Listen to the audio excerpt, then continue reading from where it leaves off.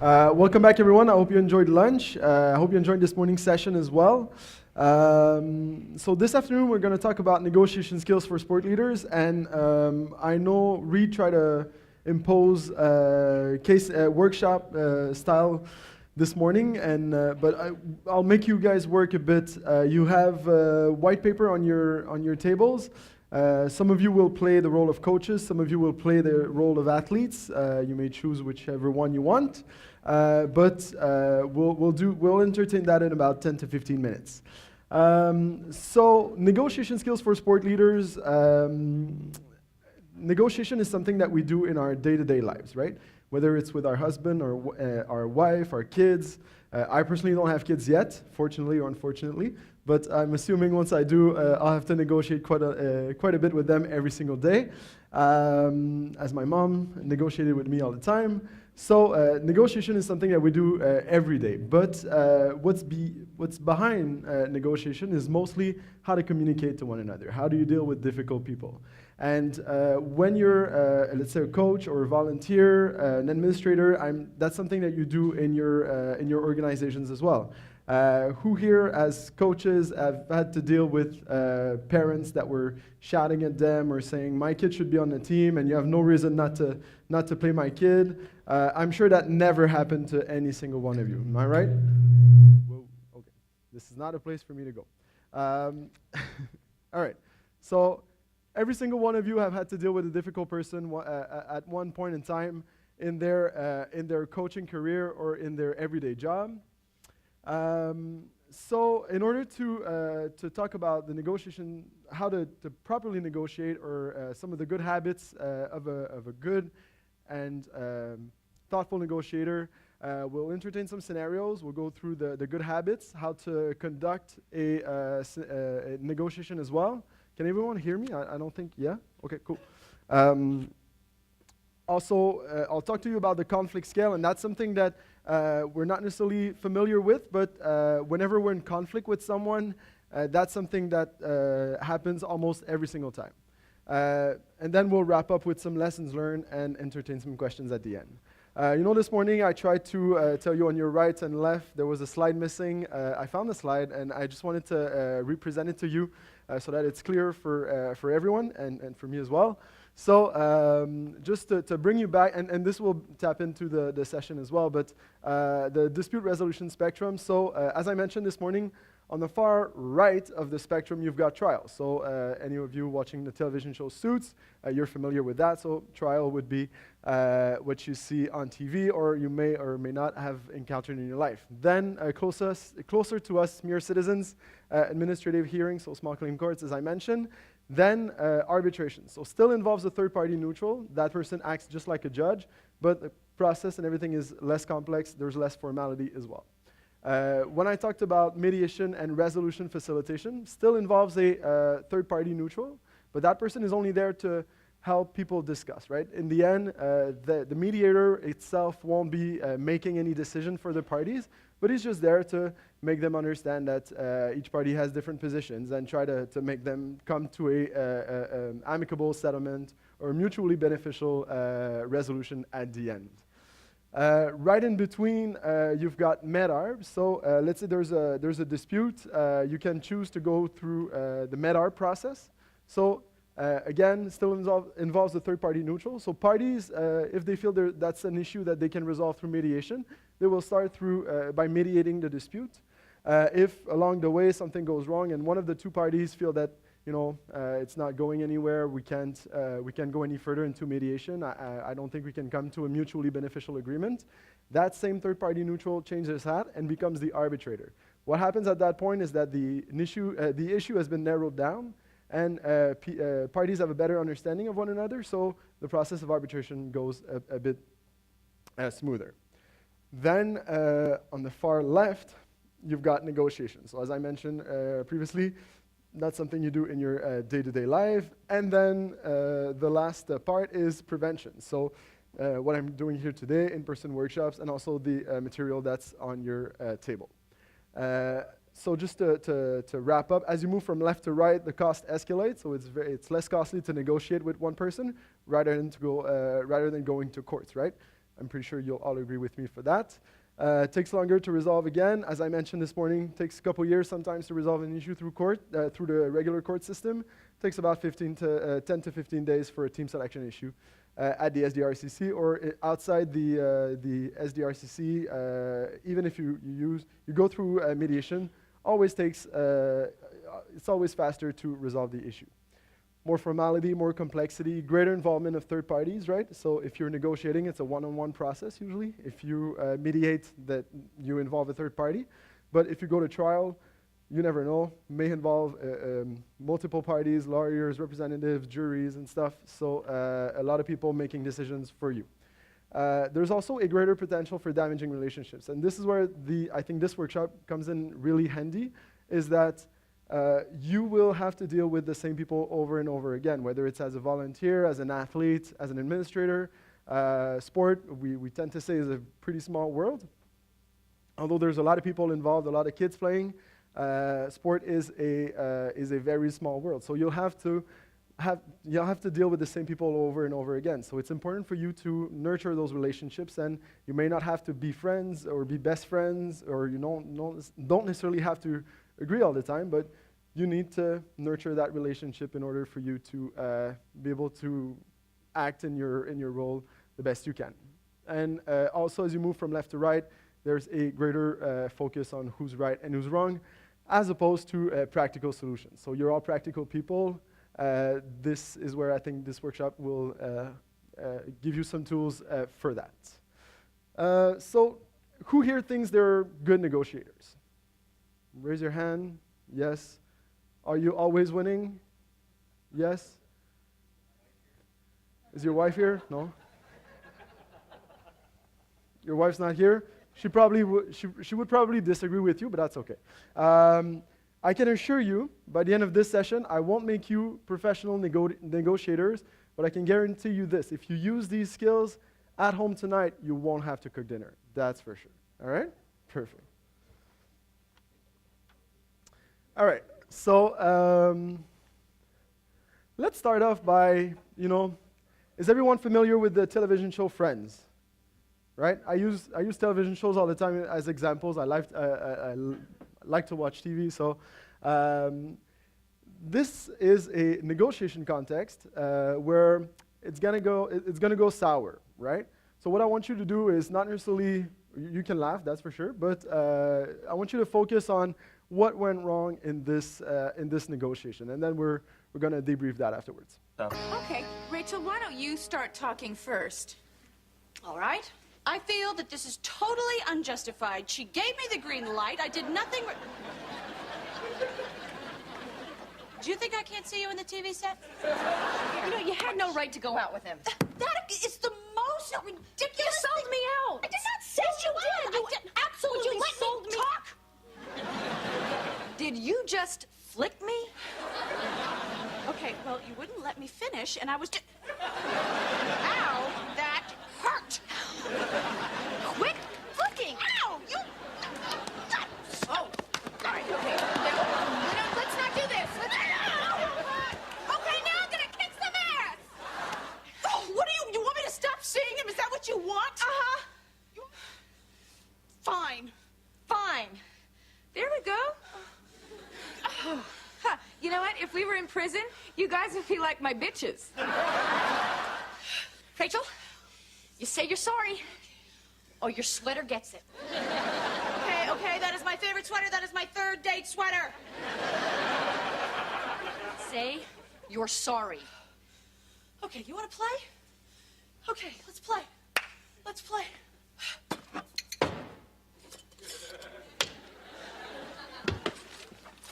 What are you gonna do? You give me back my sweater or it's handbag marinara? You don't have the guts. Oh, yeah? Well, at least I wasn't too chicken to tell some guy I thought he was cute. Oh! Oh, all right, stop! Stop the madness! This is crazy. Who can even remember why you started fighting in the first place? She knew that I liked George Washington, but she wouldn't have thought he was a kid like that first. Yes, that's right. I'll help you fix your sweater. I'll help you Throw out your purse. I'm sorry that I made you stop seeing him. Well, I'm sorry I went out with him when I knew you liked him. I'm sorry that I borrowed your gloves. All right. So, just to entertain you guys a bit more, I have SDRCC branded hockey puck. So if you interact with the questions I'll be asking, I'll try to use my 2 years of baseball to throw a hockey puck at you as a reward. Perfect? Okay, so I think we can all agree that this negotiation went sour. It didn't go well, right? Yes? Okay, not all at the same time, thank you. Can someone give me some examples of what went wrong in this negotiation? I want you to think as well is whenever you're negotiating with someone, what irritates you? What is the other person communicating to you that is not good for you? Yes, in the back right there, madam? No one got a chance to communicate their side. All right, and no. You know what, I'll leave it here. You can come and pick it up afterwards. Thank you. If you were closer to the stage, then I'd give it a shot. All right, so person was not able to communicate their side. Someone else? Yep. The judge or the ref had no control. That never happens either, right? Yep. Yeah, exactly, right? There was an escalation of the conflict. Yes. Was there respect? No, there was no respect? Okay. There was no respect. Perfect. But these are really good examples, but stuff that are more practical, you know, what were they actually doing that was bad? Yep. Tone of voice, perfect, and you're close enough, so I'll give it a shot. There you go, perfect. All right, so tone of voice. What else? Someone else? Sorry? Yes, touching the other person, being aggressive to that person, hitting, and yeah, they flicked. I don't think any one of us likes to get flicked. All right, so these are all good answers, and you can all have hockey pucks at the end, except for the one that are closer. But so basically, yeah, they made assumptions, right? People don't like when you're assuming something, when you're putting words in someone else's mouth, then or you're assuming that someone is X, Y, Z, then that irritates you. When you think you're in good, you're doing something out of good faith, but the other person says you're showing bad faith. That's not necessarily good for you. When you're swearing, yelling, I think we saw that a lot during the little video. No one likes to get sworn at or yelled at. Acting superior to the other. What about, I think it's Phoebe? Phoebe, thank you. That's the French side of me, Phoebe. I think Phoebe, at one point, she stood on the coffee table and said, stop this madness, right? So she acted superior to one another. And think about when you're coaching your kids. I think Reed gave a really good example this morning about sharing the power. This is something that's a topic that will be recurring during the session. But when you're acting superior to someone, sometimes it's useful, sometimes it's necessary. But more often, if you put them on, if you act on the same level playing field as your respondent, let's say the other person at the end of the negotiation, makes things easier. Not listening when they're interrupting. We showed that. They showed that numerous times during the video. When you're inflexible, too rigid, close-minded, you know what? I'm gonna pull a string on your sweater. Okay, so I'll share the. I'll pour down marinara sauce in your handbag. That's not necessarily nice. When you're just walking away, you're trying to. Maybe one of your players did something bad on the field, and you're trying to make them understand, which is a communication. Also, it's kind of a negotiation as well. When you're trying to communicate something to someone and they're just walking away, I don't think that's something we really like to. When someone time pressures you as well is, if you're doing this while I'm talking to you, I feel pressure, doesn't necessarily set the table for a really good discussion. Rude remarks, sarcasm, we saw that during the video as well, and nonverbal gestures. you guys are all communicating to me at this point in time right now. I look at you, I see your faces. Although you're not saying, you're not telling anything to me. Everyone's communicating at the same time. And it's most of the time as important, if not more important than actual words. So having a good nonverbal gesture is something that's important as well. When there's let's say something happened between your kids at a practice, and one of them said, "Well, I didn't do anything because he wasn't part of the process." But maybe the fact that he wasn't there, or someone doesn't show up at an appointment or something like that, that tells something. That communicates something to. About the situation, about you, about the negotiation. And also values. When someone have different values than you. We talked this morning about, what's my, it's not necessarily a value, but what's my definition of leadership. If we have different values, different sets of beliefs, sometimes that can irritate people. That can cause some trouble when you're negotiating with someone. Anything else? Someone wants a hockey puck? You want to just shout out an answer? No? You're good? Okay, perfect. So now that we've talked about the irritants in negotiation, let's talk about most of the types of negotiation. What are some of the techniques that people use while they're negotiating? So I don't recall the name of the movie, but it's with Adam Sandler. So I'm just saying, telling the truth is not in the cards right now. I thought you'd be excited to have an acting job. If it's an acting job, we should get paid. Yeah, you're gonna get paid in experience. I want to actually get paid. All right, what do you want? $600 for the day, plus overtime if we go over 8 hours. I'll do my own hair and makeup, and I want you to pay for the 6-week intensive acting camp that my mom can't afford. $50 for the day and a 2-week acting class at the YMCA nearest you. $500 and a 4-week acting class. $300 and a 3-week class. Done. I would have done it for $500. I would have done it for the experience. Yeah. Sorry? The movie? Yeah, thank you very much. All right. Okay, so what does that tell us? Can someone give it a shot at, what type of negotiation was used? What technique was used during this clip? Who? What? Yeah, okay. Offer and counter offer, yeah. Would you say that's what we usually do as negotiators? I say 600, you say nothing, and then we come to compromise is going to be right in between. Yeah. Someone over there had an answer as well. Did you had some? No. Sorry. Compromise. Yeah. Set the bar high. All right, perfect. So you're close enough, so I'll give you a hockey puck. There we go. Not strong enough. And sir, there we go. I'm sorry. It's foam, so it doesn't have a good trajectory when I try to throw the pucks. Yeah, I'm sorry. Yeah, if you try that during your practice, it probably won't work. But, okay. So they use what we call the funnel technique, right? So basically, offer, counter offer, compromise, call it however you want it, but it's mostly 600, nothing, then we'll come to a compromise in between. Do you think in the end they both got what they wanted?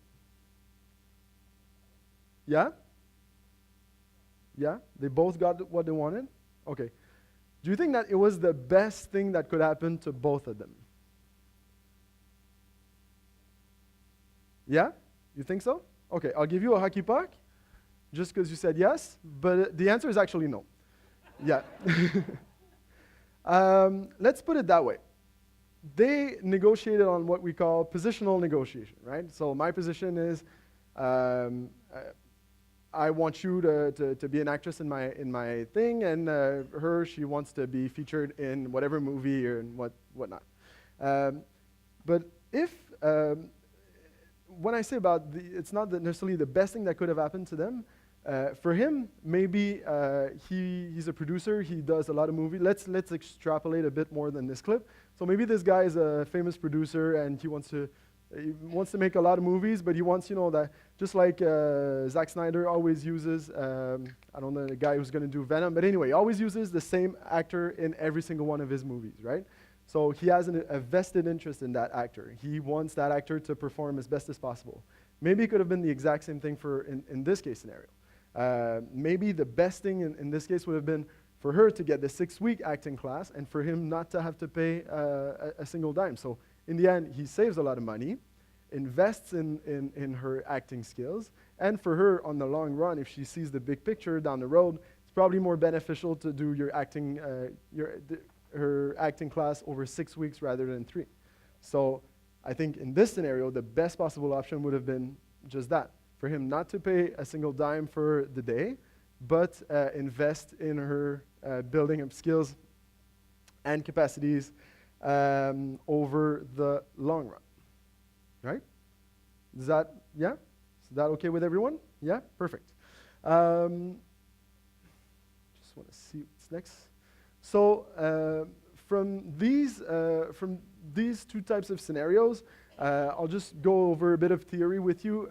So as I mentioned, we have what we call on the far end of the spectrum, positional/distributive negotiation. That's what we usually do, right? That's how most politics are done. That's how collective bargainings are done. But it's not necessarily very inspiring. Where on the other side, when you have the vested interest in the relationship and also the interest of both parties at heart, just like you do as a coach with your kids, you have a vested interest and you're not vested interest, but you want them to succeed as best as possible. You want them to achieve the highest possible level of sport. So by negotiating in a principal negotiation way, it might be beneficial in the long run. So just to give you a distinction between the two, positional, well, it's based on party's position, right? I want $600 and I want you to be featured in my movie. So that's a position, it's clearly stated. And whereas if you talk about principal negotiation, you talk about the party's interest, right? So in this instance, her interest is to become the best actress possible. She wants to build her skills as an actress. Well, for him, is to have the best actress possible to be featured in his movie so that his movie gets a lot of publicity and it's very successful and whatnot. Positional negotiation, as we saw in the clip, it's a chess game type of discussion, right? So offer, counter offer, I'll try to do some tactics to corner you into agreeing to something. Whereas principal negotiation doesn't start with this adversarial aspect, right? You're more of allies going towards the same goal. So this is where frank and open discussion comes really handy for principal negotiation. Positional is only to resolve the issue at hand. So we have a dispute right now. There's an issue on how are we going to share the ice time for our two teams willing to practice on Wednesday night. Whereas principal negotiation, you discover underlying issues. So maybe the two coaches have a grudge against one another, and this is why one of them he just wants to stick it to him. So yeah, for sure, we'll try to make our practice the exact same night, just to piss the other coach off. Also, your solutions must reflect your position, where principal negotiation, creative, open-minded solutions. So maybe what you can do is have let's say a joint practice for the two teams, or maybe have 1 week, have some sort of, not necessarily a compromise, but teams exchange schedule from 1 week to another. Solutions that are not necessarily the first one you think right off the bat. Again, disregards relationship, and principal negotiation preserves the relationship a bit more. So in short, positions, they're unique, where your interests are numerous. So when you say position, that position is unique. When I say something talking in a principal negotiation way, I have numerous interests. That are the reasons why I'm saying this to you, right? So if for instance, if I want to be on a team to go to the Olympics, that's my position. I want to be on a team. If I'm challenging the selection because I didn't get selected, maybe the real reason why I want to be on the team is to have the recognition. Maybe I just want to go to the games for the experience of experiencing the athlete village and to be able to be there when my team will win the gold medal for hockey, for instance.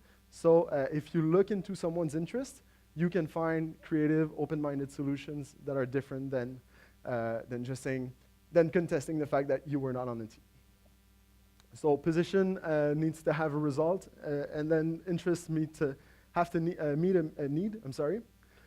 Positions are directive, so it's a clear stated fact, where interests are underlying. So it needs a little bit of is that the correct way to say legwork? You have to sweat a bit more to find what the person really wants, but in the end, makes it for a more prosperous relationship in the end. So positions are rigid, where our interests are shared. So let's say if your interests are if you're challenging a team selection, I personally have my team's best interest at heart, so I really want them to succeed. I would like to succeed with them, but most of all, I want the team to succeed. If the coach definitely has that exact same interest, so you can build on those interests, right? Try to find the common bridges for you to find creative solutions.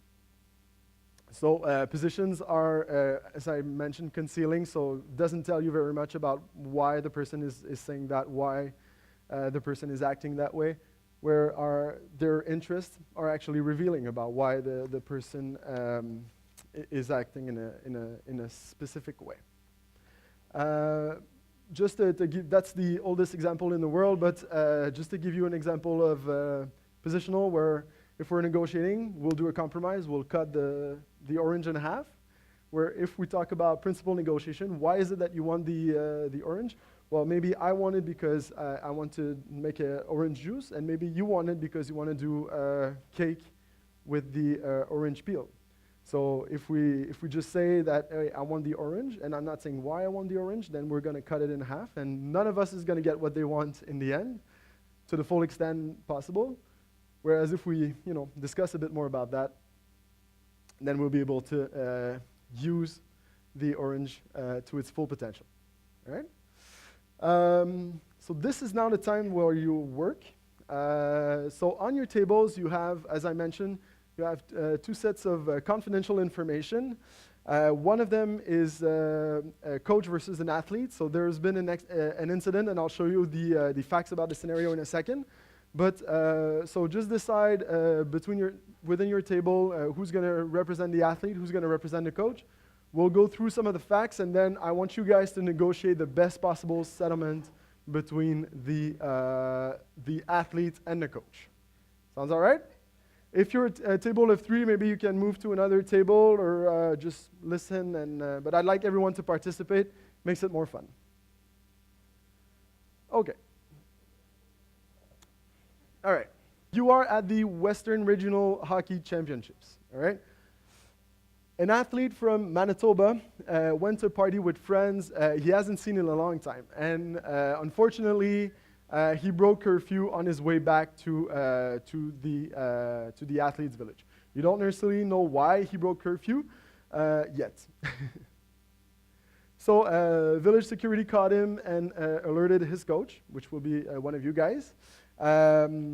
And the coach suspended immediately the athlete for the remainder of the tournament. So tough luck, Chief. You broke curfew. You're out of the rest of the tournament.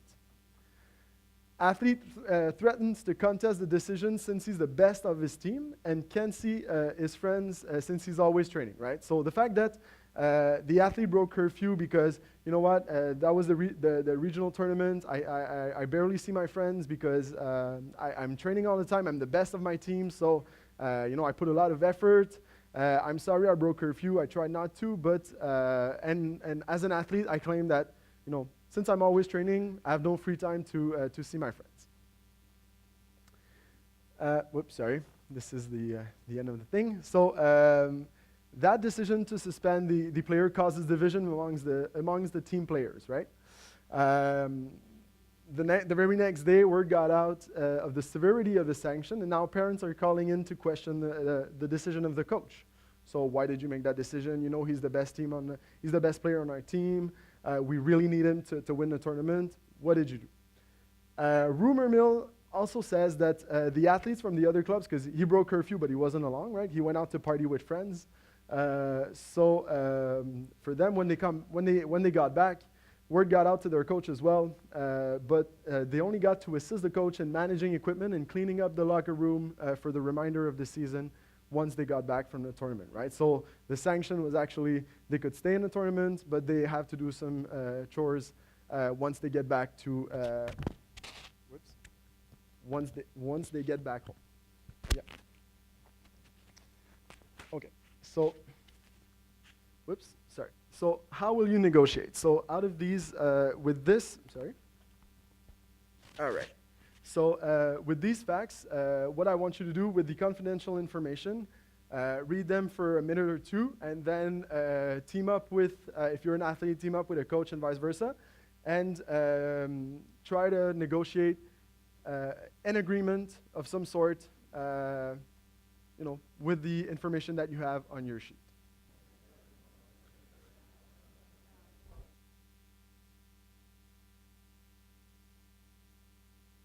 All right. Okay, people, so I would like you to stop negotiating now. You can continue afterwards if you really like the scenario, but I'd like to know, was anyone able to come to an agreement? Yeah? So what was the... yeah? You're not playing? So tell us a bit more about your agreement. Did you talk about why the athlete broke curfew? Did you ask that question? Why did you broke curfew in the first place? No? No. Yeah, he was out with his friends, but that does not necessarily mean he had to break curfew. Maybe, this morning when we talked about mitigating circumstances, and there are lots of blanks in these scenarios for you to be creative about it. But if we talk about a mitigating factor, then you'd find out that this kid, he tried to call a cab at 11:30, but there was no cabs in town because, Smallville, wherever, is super busy that weekend. And he tried to get back to the athlete village in time, but he couldn't make it. So, when you talk about asking a lot of questions to the people, it doesn't say that in the scenario at all. And no, and your answer is totally right. You would have set a precedent for future appeals of the thing. But all I'm trying to say to you is that, if you're negotiating with someone, you need to ask all the possible questions. Why did you break curfew in the first place? That's a really good place to start, is when you want to understand where another person comes from, is that why this happened in the first place. Rather than being reactive, you have to be proactive and trying to make sure that, maybe there's a legitimate reason why that person broke curfew. So, and I'm not saying you're bad negotiators. I'm sure you're going to talk yourself out of cooking dinner tonight. But, sorry? You were tough? Yeah, so you were playing the coach? Yeah, okay. But this is a really good example. I mean, you could, I think that's my computer. You were tough you were tough on the rule, but, and it's important, but maybe another creative option that could have come out of that was maybe you want to involve that player into, I don't know, a revision of some sort of policy, maybe get his or her input. Maybe it would be a good thing that maybe your code of conduct didn't say that, mitigating factors will be factored in when imposing sanctions. So maybe out of this situation, there are opportunities to improve your governance structure afterwards. Someone didn't come to an agreement? It was all-out war, or you were all-out war? No? Okay, perfect. Any other, okay, so there was no play. Did someone come to an agreement where the athlete was allowed to play? Yes?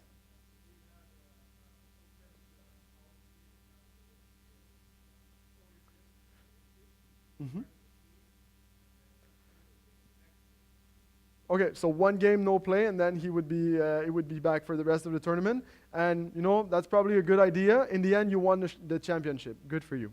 Yeah. All right.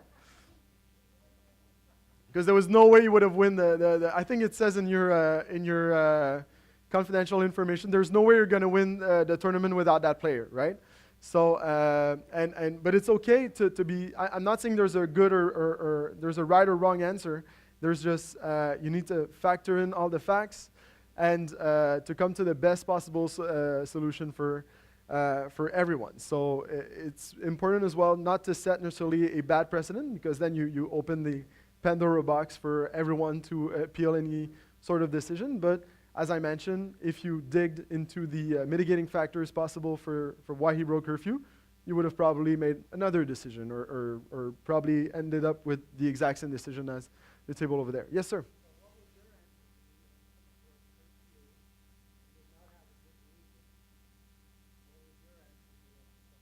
Then you're these are the rules, and there's no mitigating factor to why you broke curfew. So yeah, you should be suspended. If that's what your policy says, then your policy says that. There's no factors for you to consider, right? He broke curfew, he went out to party, it's his fault. In the end, you're responsible for your own actions. You're responsible for, what happens in this scenario. All right. Was there anyone who had to make concessions? Well, your table over there, I guess someone the coach had to make some sort of concessions. How did that feel?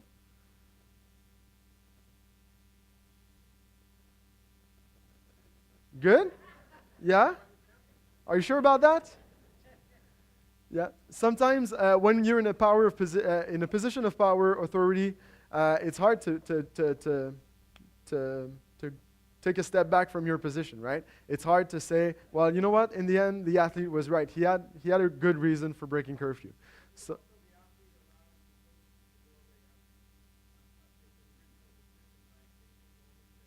Yeah. Mm-hmm. Yeah, exactly. Mm-hmm. Yeah. So just like Reed talked about this morning, ownership, it's really important for people to have a sense of ownership of what they're doing. In any sort of negotiation context, it's that as well. So time's flying, so okay. So now let's talk about the 4 good habits of being a negotiator. I just have a little formula for you to try to solve. Has anyone ever seen this formula? Anyone's a psychologist? No?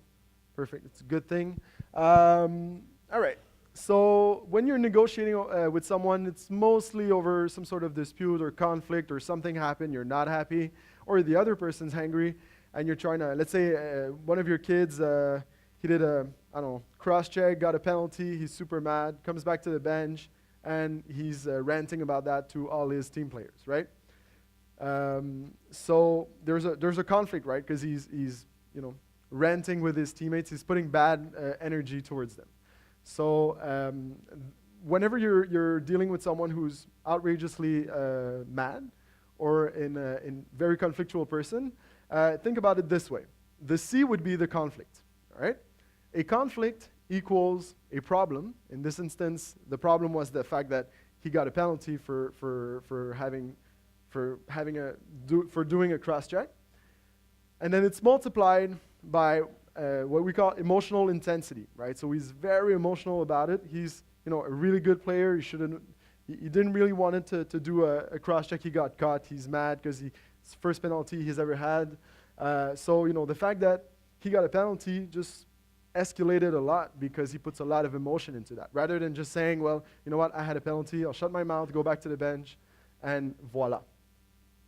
So when you're using principal negotiation techniques, what you're trying to do is to mitigate this emotional intensity by asking people, what's behind your reaction? What makes you so mad about this? So if you're multiplying something by nothing, if there's no multiplication to the problem, that's how I'll explain it. There's no multiplication to the problem, then you don't have a conflict anymore, right? You're just having a problem that you can solve. Maybe you need to teach the athlete not to do this sort of maybe the cross check was not the best example, but maybe you need to teach the athlete not to do some sort of gesture and do something else instead. So basically what I just want you to remember out of this is any sort of conflict, it's a problem multiplied by emotional intensity. If you work on the emotional intensity, there's no problem. So again, talking to your athletes, trying to use some of what Reed this morning told me. I thought it was a really good session because it imbricates a lot with some of the topics of negotiation as well. So 4 habits of a good negotiator: acquire global perspective, establish grounds for collaboration, look for creative options, and solid communication skills. So acquire global perspective.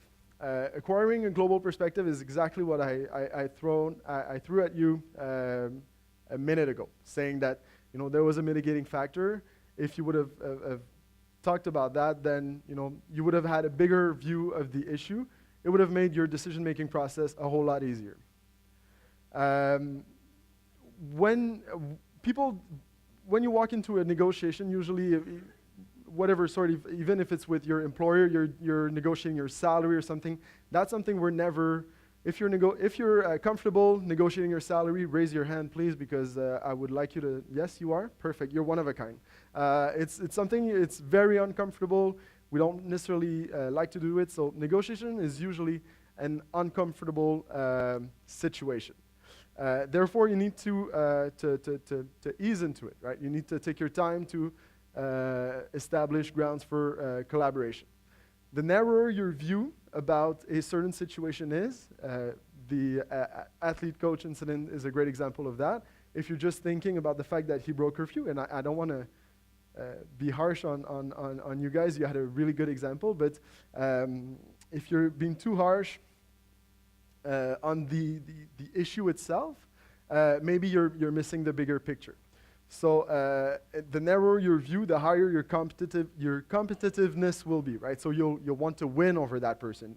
In the end, no one's getting the best out of this thing, because you're probably going to lose the tournament because your best player didn't play, and he's mad at you probably next year because you expelled him from the rest of the tournament. So you need to have a wider view. So what's the issue? Whenever we walk into a negotiation, we want to walk out of this usually as soon as possible. So this is why we use positional negotiations. We use the funnel technique. So I'll give you 600, then no, I want 600, I'll give you nothing, and blah, blah, blah. And then we come to an agreement. That's the easiest way to go. But really, what is it we're talking about? I talked to you about the fact that interest, they're underlying, so is the issue. If there's you're having a player who's really good, she plays for a high school, and she plays inner city as well. I don't know if that's possible in Manitoba, but it is in Quebec. I know I think in Alberta that you can play inner city and high school at the same time, but so maybe 2 coaches, the inner city and the high school one, they don't like one another, so the inner city coach won't let her play for the other team because she can't leave practice early enough to go to the inner city team because he has a grudge against the coach. So there's an underlying issue that's affecting, in the end, the player participation to both teams. So that's what it's important to find out. Is it an urgent situation? If you're, I don't know, you're dealing with a field of play or field of play challenge. Maybe we can try to solve an issue right now, but some of this can be postponed afterwards, right? Is it an urgent issue? Do we need to make a decision right away? Or can we take the time to go back, collect our thoughts, and then talk about this situation afterwards? Who has authority to settle? In the athlete-coach incident, it was between the athlete and the coach. The coach had the decision to go. In this case, he had the power to go back on his decision. But what if he didn't? He couldn't. Maybe in your code of conduct it says whenever there's a challenge, it has to be approved by the board of directors. So the coach makes the initial call, but then the only way to revert on that decision is through a higher authority. So it's really important to know who has the authority to settle. Okay. What could be your plan B? So your BATNA, your better alternative to a negotiated agreement. That's something you see in the literature all the time. It's important to know if you walk into a negotiation, what's my bottom line? What's the last thing I could get out of this, right? It's important to know your options, so that way you know what your threshold is. And how can this impact your future? And you had a really good point by saying we're gonna stay hard on the rule because we don't want to set precedent for the future. In this instance, you made the best possible call regarding your interest, which was not to set precedent over time. Yeah, so if you're negotiating with someone, don't try to jump to conclusions right away, or to solutions, I would say, right away.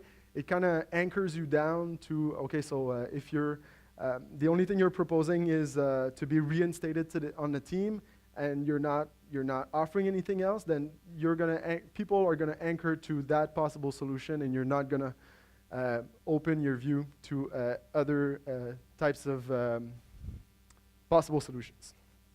Time is flying. Okay, so just quickly, it's also important to know what was it there? Yeah, what's your style of negotiator is. To know yourself when you're dealing with someone is always a good thing. You know, when you're the kind of person that shoots from the hip, you know, you're very reactive, very competitive, then you negotiate differently than someone who's very laid back, doesn't really care about much, who's, you know, peace and love, trying to make everyone happy. So on this scale here, you have on the left side, you have how much you really want it, right? How much you care about, how much you care about how competitive you are. And on the bottom line, you've got how much you care about the relation. How much do you care about the other person you're negotiating with? So as a coach, you may be very competitive, but at the same time, it's important for you to care about your athletes, right? So I'll just go over this quickly, but some of the types of negotiators would be people who tend to avoid conflict situations. These are the people who usually don't really care and don't really care about you nor the situation. Whereas competitive people, sometimes they don't necessarily care a lot about the relationships. What they want is, you know, I want the full pie. I don't want to share that pie with anyone. The opposite of that would be accommodation. So people who they're really not competitive. What they want to do is really nurture the relationship between people. Instead, in the middle, you've got compromise. And what I would say when I talked about the actress and Adam Sandler, you know, if they were collaborating to the best solution possible for both of them, they would have been in a collaborative mindset. So this is where it's mostly win-win situation. And on the other side, it's a zero-sum game. So we have $100, we split it. You get 50, I get 50, but it's uninspiring and it's not necessarily what's best for everyone. It's more of a poker-type negotiation rather than really understanding who you are as a person, where you're from, and how can we come to the best possible solution. Whenever you're talking to someone, keep in mind that they have different vines. If you think about vines or roots, they're deeply rooted in the ground. So these are stuff that, you know, makes you who you are. So it's important to keep that in mind whenever you're talking to someone. In Canada, it's a very diverse country, so you also need to factor that in whenever we're talking with someone or negotiating. People will, if you go to North Africa, people are negotiating in a very positional kind of way, where in other parts of the world, it's different. So you need to keep that in mind, not necessarily be a pro about it, but just keep that in mind for that. So values, interests, needs, expectations, or experiences as well. The experience that you go through in your life makes you who you are and shapes the kind of negotiator you will be. And then your sentiments, your feelings also factor in whenever you're negotiating. Because the more you know about the situation, the fewer roadblocks you will encounter in the end. Establish ground for collaboration. So you need to take the lead from the beginning. If it's not because you're in a position of hierarchy that you're necessarily right. Reed talked about sharing the power. I think the gentleman from Hockey Canada did that too. So it's important to be open-minded, and I'm not going to impose my sanction on you, or I'm going to at least give you the chance to explain yourself and talk about this for a minute. Collaboration takes time. You can say that it's some sort of a TLC, tender love and care. So you need to, as I said, ask a lot of questions to understand the people. Leave emotions at the door as much as possible. We're emotional people. We're emotional beings. Emotions drive us in our everyday lives. But when you're negotiating with someone, they can be your blind spots, right? You're angry at someone, so you're definitely not going to be in a collaborative mindset to come up with that. He didn't respect the play that you imposed. Maybe the quarterback didn't respect the play that the coach imposed. You're going to be angry. But in the end, they scored a touchdown. So what is it? Do you have to be mad because they didn't respect your decision? Or you need to be happy for the team because in the end, they collectively made the best decision to score points. Swallow your pride. So in a position of hierarchy, sometimes we have a sense of not ownership, but authority. And so we're pride people, so it's important to take a step back from that, because you do not call all the shots. When Reed talked about,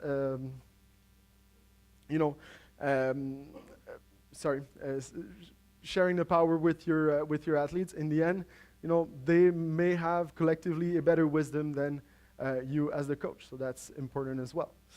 Your relationship goes further than the issue. As we mentioned, it's sport is a cyclical system, so you will be encountering the same people all over again. And also, the gentleman at the table over there had a really good point by saying you need to let the other person save face. Your goal is not to shove it in someone's face and to say, ha ha ha, I won over you. The goal is to collectively come up with the best solution and to be respectful in that way so that everyone can, agree to talk to one another and not be mad for the reminder of their life. All right, because you are interdependent. So now, 10 minutes left. Then you need to look for creative options, right? I like to use this quote from John F. Kennedy. I know it's quite cheesy, but he said in front of the United States Chamber of Commerce in April 1962 that it is easier to share and expand than pie. I use that example for creative options because if you have a narrow view, you're missing out, the best possible solution for everyone, and you can try to, add value to your solutions in the end. When I mentioned that maybe you could get that athlete for the athlete-coach incident, get him on board for the next revision of the policy, then you're adding value to the situation in the end, right? You're making them involved, they buy into the process, and it's easier for everyone to live with in the end. When I said do not use shortcuts, is take the time for negotiation. I said that you usually want to walk into a negotiation by the intricate desire to walk out right away because it's not comfortable. But really take the time to fully understand the situation. Brainstorm possible solutions. As I said, you do not call all the shots. You do not have you're not. No one's here is God, so we don't have all the answers to everything, right? Maybe the person you're negotiating with has a really good solution to propose to you, and maybe collectively, by working with these solutions, you can come up with something that's more beneficial for everyone. Say it's always better to be in the collaborative mindset, but sometimes you need to be to find some compromises. So either you're on a team or you're not on a team, but maybe you can help with managing equipment. You can travel with the team to be a soigneur or something like that, so that you're still involved on the team, but not necessarily playing on the field with everyone. And that's something we see a lot with football, cycling as well, are good examples of that. Keep in mind the relationship and focus on the future, because the dispute, the reason why we're negotiating about something, is it's usually the tip of the iceberg. The conflict is underlying. I don't like you because I applied for a job a couple years ago and you got the job and I didn't. So now that we're meeting each other again, I'm going to try to block your XYZ just because I have an underlying conflict with you that could be your blind spot. Just to go back on brainstorming solutions, it's sometimes uncomfortable also to go out of your way to find possible solutions, because as human beings we tend to favor status quo, right? It's easier to keep the room as it is rather than to all stand up right now and do jumping jacks, right? So maybe in order to wake us up, it would be the best thing, but some of us would probably just prefer to drink a cup of coffee to wake ourselves up. So it's just while brainstorming solution, expand your mind for this just a bit. And then there's 5 minutes left. I'll try to do it quickly. So solid communication skills. As I mentioned, adopt a positive nonverbal stance. Everyone's communicating to me at this very moment. So it's important to factor that in whenever you're talking to someone or you're negotiating with someone. How you act and behave has consequences in the evolution of a discussion. To hear, you need to use proactive listening and questioning skills. Use some reframing questions. Am I hearing you correctly? Are you? Is that what I have to understand from what you're saying? Could you clarify this for a second? Because not everyone is very good at communication. So you need to dig a little deeper in order for them in order for you to understand them fully. To say, well, try to be as concise, as clear as possible, because lack of clarity mixed with a lack of listening equals misunderstanding, and this is where conflicts usually happen. What I'm doing pro bono mediation in Montreal, and whenever there's a conflict between two people, I use the example that this is a bottle of water. This is, I put that bottle of water in the middle of the table, and I might see it blue, you might see it green. That's a different perception, but at least as long as I understand that you see that bottle green, then we have a mutual understanding, right? I see it blue, you see it green, but it's a question of perception. So that's important for you to communicate clearly and ask the right questions to clarify potential misunderstanding. Don't react to some useful tips about that. So you don't react to emotional outbursts. When someone's really angry at you, if you're reflecting the exact same thing to that person, it's not a good idea. It's always better to take a step back, collect your thoughts.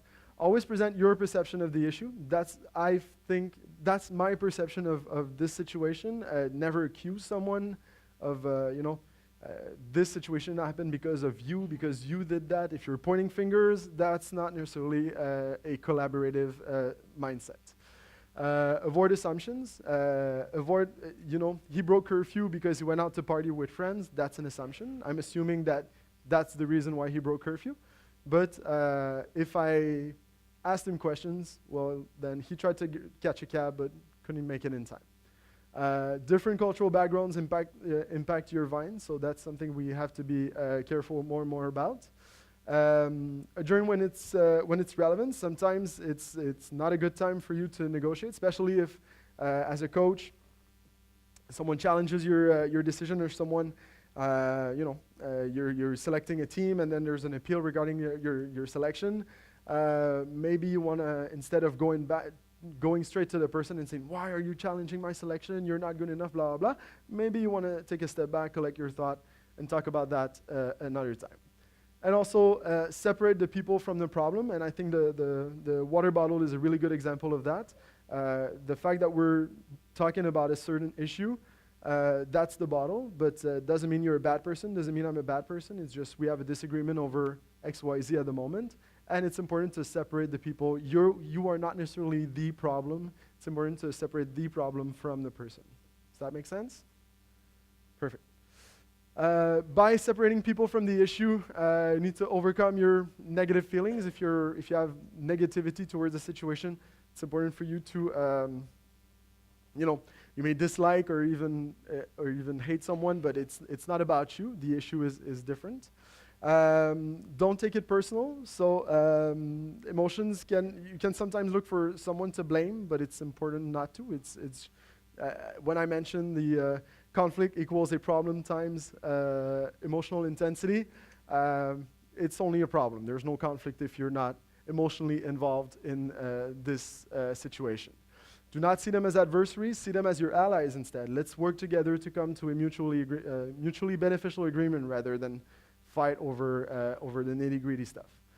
Use active listening skills, look for solutions, common grounds. I talked about that at length, and focus on facts and circumstances. This, just to go back on this morning session as well, you're not necessarily making a decision because you heard someone saying something. It needs to be based on facts and circumstances. Makes everything easier. Just to wrap up this section, basically three things you need to keep in mind is curiosity. So be curious about open questions, reframing questions, and clarification questions. That leads towards creativity. So sharing the power. You don't make all the shots. It's important for you to maybe your athletes have collectively a better solution than yours. Brainstorm options and avoid negotiation traps. So don't time pressure people. Don't try to divert. Don't try to bring people into add more people into the conflict. Right. Try to keep it as simple as possible and avoid negotiation traps. And in the end, entertain some solutions, and hopefully it will bring you to the finish line by resolving the issue at hand. So yeah, other negotiation traps. I'm sorry, I'm just looking at my notes. Make the other person feel guilty, divert from the issue, time pressure, and blah blah blah. That's okay. For the interest of time, I'll skip this one. But it will be on your. I'll be sharing the PDF with Hockey Manitoba afterwards. So just to give you an idea of how conflict may escalate over time, having a one-sided view. So let's say whenever there's a conflict, usually starts with whenever a conflict escalates, usually starts with having a one-sided view. So you're in the last 2 minutes of a hockey game. For the same regional championship that I negotiated about earlier. It's 2-1 for the opposing team, and so what do? You call a timeout, right? To gather with your players and come up with the best strategy for the remaining 2 minutes. Then the captain of your team who's on the ice disobeys you. All right, you're the coach. You give them a play to do. But the captain who's on the ice, he says, no, that's not what we're going to do. But you said that in front of all your different players. So the captain does his thing on the ice, but he ends up scoring, and you eventually force overtime, which you end up winning the game. So going in overtime, you decide to bench the captain. He protests. You don't listen to him. You're angry at him because he did not respect your call, right? So you simplify the issue. You did not respect my call. I'm mad at you. So instead of the best possible thing is for us to win the championship, right? That's what's collectively better for the team. But I'm simplifying the issue over the fact that you did not respect my call. You're disrespectful and whatnot. You're trying to seek approval from your peers.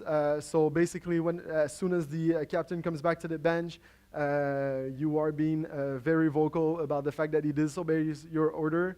And when you tell him that you'll bench him for the remainder of the game, you tell to your other players, that's what happens when you don't follow what I'm saying, right? You'll get benched for the rest of the game. You need to follow whatever I have to say. So at this point, there's a breakdown of communication, right? The captain feels really bad about it. He feels guilty. So there's a breakdown of communication.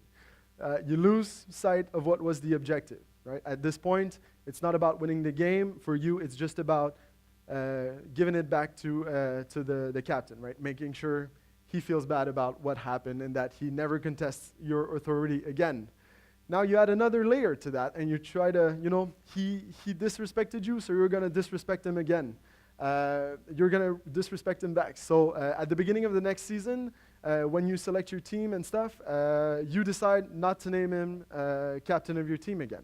You're going to pick up this new up-and-coming player instead, just because, at the very last game of the season, you disrespected me. You're not suited to be the captain.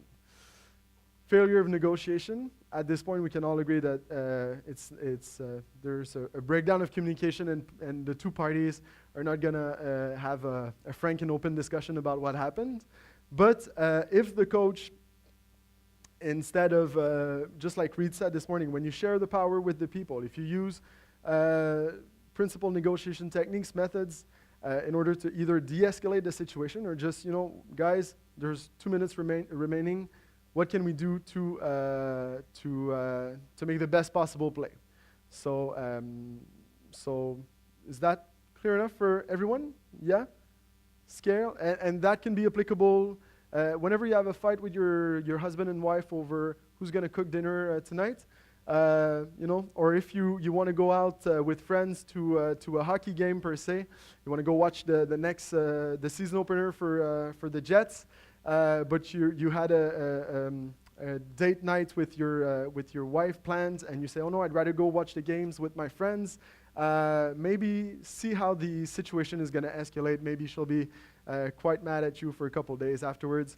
So that's that. So, sorry? Sounds about right. Thank you very much. So wrap up some of the lessons that I hope you learned today with this session. So make sure you negotiate with the right person. Avoid causing irritants to the other party. So don't do like Monica and Rachel in the first example. Keep an open mind about solutions. Show express willingness to conceive. Adjourn whenever it's relevant or possible. Accept your share of the blame as well. That goes a long way into being a collaborative mindset. If you're able to say, well, I made a mistake, it's always helpful. Focus on the future, what now, rather than whose fault is it. It's not really important. It's not necessarily, it's not what's important. You just need to focus on what do we do from now on. Because negotiation is a collaborative process. Do you have any questions? I have tons of hockey pucks left, so feel free to ask questions as much as you want. I think I went over time a bit, so maybe I'll just leave the floor to Bill. Thank you very much.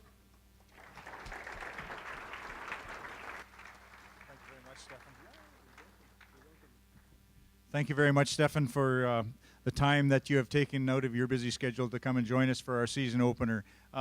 Conflict, does anyone have any of that at all in their minor hockey associations? I don't suppose, eh? We're here, and hopefully you heard a couple of hints from Stephane's presentation that would help you with some conflict resolution and some negotiating skills in dealing with that kind of stuff. And as Hockey Manitoba Board and our staff, we're very willing to come out and help you if you come to a stalemate with some parents or a specific group. If it doesn't work out for you, just give us a call at the office, and we'll arrange to give you guys a hand. Like, that's what we're here for. So I know it's not all fun, because I've been there and done that too, and we deal with stuff with our board in the conflict area at this time of the year every year. So anyways, in saying that, I have the mic right now, and I'm just going to want to say thank you to Peter, Bernie, Scott, the rest of the staff that's here for putting this season opener together for us. There's a great turnout this weekend again, people, and it's just so great to see minor hockey associations coming out to share this information with us.